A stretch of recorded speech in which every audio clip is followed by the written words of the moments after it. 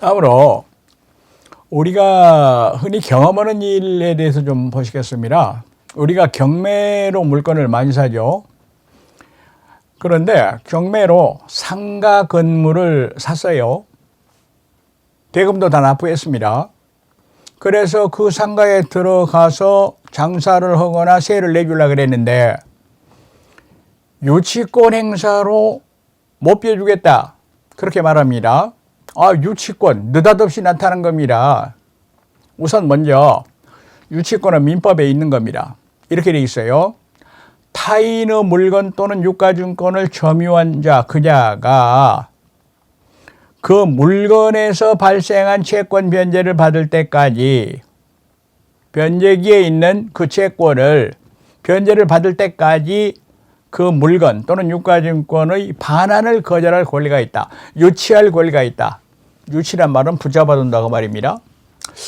여러분 가끔 장사가 좀 잘 안 되는 그런 상가에 가보면은 빨간 글씨로 그냥 유치권하고 크게 써가지고 이걸 떼는 사람이나 훼손한 사람은 사망 이렇게 겁나는 소리를 써놓고 그래요.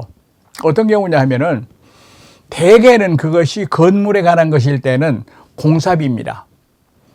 공사를 했던 채권자가 건설공사 회사겠죠. 건설회사가 그 집 주인이 공사비를 안 주니까 안 비워주는 거예요. 안 비워주는 걸 우리가 점거한다, 점유한다 이렇게 돼 있습니다. 언제까지냐? 공사비 줄 때까지는 못 비워주겠다. 이렇게 버티는 권리를 유치권이라고 말을 합니다. 유치권. 가끔 그런 말 들어보셨을 거예요. 거기에 대해서 유치권이 지금 행사되고 있는 건물을 경매받았을 때 그때 일어나는 문제를 몇 가지로 집어서 한번 얘기를 해보겠습니다. 여기서 누가 누구에게 가진 채권으로 유치권을 행사하나요? 이랬습니다. 이랬을 때는 대개는 공사비 채권인 경우가 많다. 따라서 이때 채권자는 건설공사 한 사람, 회사든 개인이든 그러니까 건설업체가 한다 이 말입니다. 누구에게 하느냐? 건축업자가 의뢰인, 즉 소유자에 대하여 채권 변제가 있을 때까지 목적물을 점유하며 반환을 거절하는 권리라고 우리가 이해를 합니다. 여기서 점유는 점거하고 안 비워준다 이 말입니다. 점유란 말은 꽤 전문적입니다. 여기서 제가 말씀드리는 것은 적절하지 못하고 여러분이 맛보기 다 하고 나서 정상적으로 우리가 이제 중개사 공부 시작할 때 그때는 제가 자세하게 말씀드리겠습니다. 여기서는 간단하게 안 비워주고 있다 이렇게 생각하시면 되겠습니다. 그런데 문제는 그러면 그 경매 물건에 유치권이 있나 없나 등기부로 확인이 가능한가요? 요걸 잘 봐야 돼요. 등기부에 안 나타나요. 안 나타나면 뭘 보고 하느냐? 현장을 봐야만 알아. 채권자가 점거하는가 안 하는가 가봐야 알아요. 그래서 이런 말 하지 않아요? 경매로 땅 살 때도 등기만 보지 말고 반드시 현장을 가서 봐라. 이런 말 하지 않습니까? 이랬을 때 등기 기록에도 나타나지 않습니다. 현장을 확인하여 점유 상태를 알아보는 방법 이외의 방법은 없습니다. 다만 여러분 경매 물건 찍을 때 말이죠. 그 매각 물건 조서 이런 게 있습니다.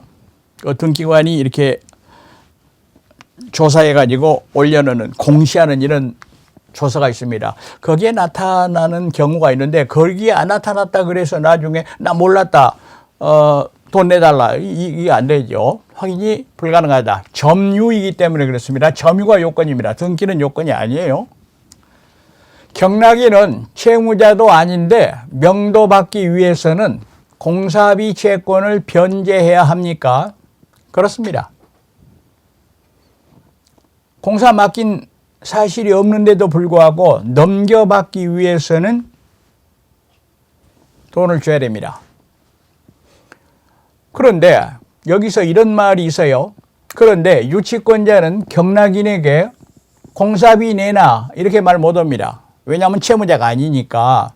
그렇지만 반환을 거절할 수 있습니다. 명도를 거절할 수 있습니다. 이렇게 또 이해를 합니다. 그 소리가 그 소리 아니냐. 다른 얘기입니다. 다시 한번 얘기합니다. 경락인은 청구는 안 받습니다. 달라고 그러면 안 돼요. 그러나 명도받기 위해서는 돈 갚아야 돼요. 결과적으로 뭐예요? 돈 갚아야 명도받고 권리 행사를 하는 거예요. 두 가지가 다릅니다. 채무자라 이 말하고 명도받기 위해서는 돈 줘야 된다. 이 말이 같은 말이 아닙니다. 민법이 무슨 말장난인가? 그렇지 않습니다. 전혀 다른 경우입니다. 우리의 일상생활을 정밀하고 정교하게 규제하기 위해서 그래서 이렇게 우리는 공부를 하는 것이죠. 다음으로 법원 경매에서는 낙찰대금 완납으로 말소 기준 권리보다 후순위인 권리는 모두 다 소멸되고 등기기록은 직권 말소되는데 공사비는 채무자에게 청구할 수 있을까요? 안 됩니다. 청구 안 됩니다. 자, 여기서 잠깐 그림을 한번 그려보겠습니다. 여기가 이제 아파트가 하나가 있는데 경매에 떴어요. 그런데 누가 경매를 붙였냐면은 제 제일 앞에 있는 저당권자 또는 압류 채권자, 이 어려운 말인데요.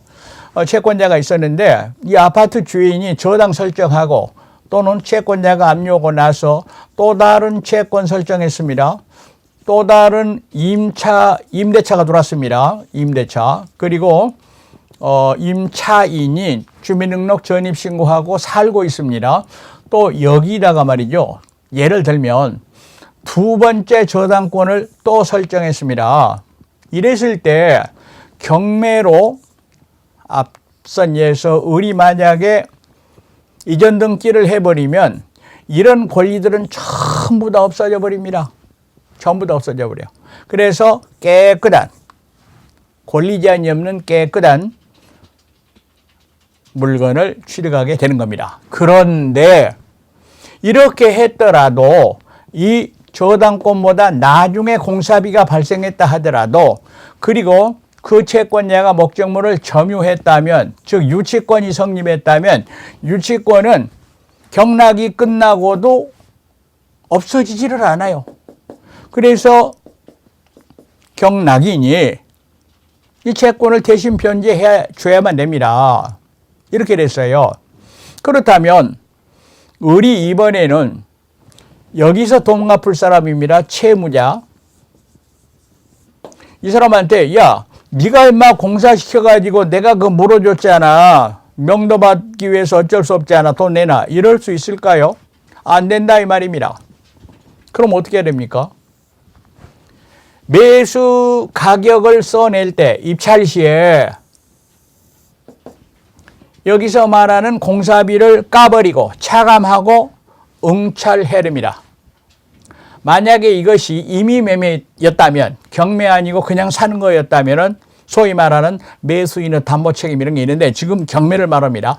여기서 제가 느닷없이 매수인의 담보 책임 이렇게 얘기했는데 나도 예의가 아니네요. 그는 본 강의에 들어가서 진수성찬 먹을 때 맛보기로는 안 됩니다. 말씀드리겠습니다. 그렇다면 안 갚고 유치권으로 담보되는 채권을 변제하지 않고도 등기는 이전받을 수 있을까요? 오케이. 등기 이전 받습니다. 아무런 제한 없습니다. 다만 명도 받아가지고 사용하기 위해서 다시 말하면 점유를 취득하기 위해서 그때는 돈을 갚아야 되는 것입니다. 유치권 실제로는 거짓 유치권도 있고 여러 가지가 있는데요.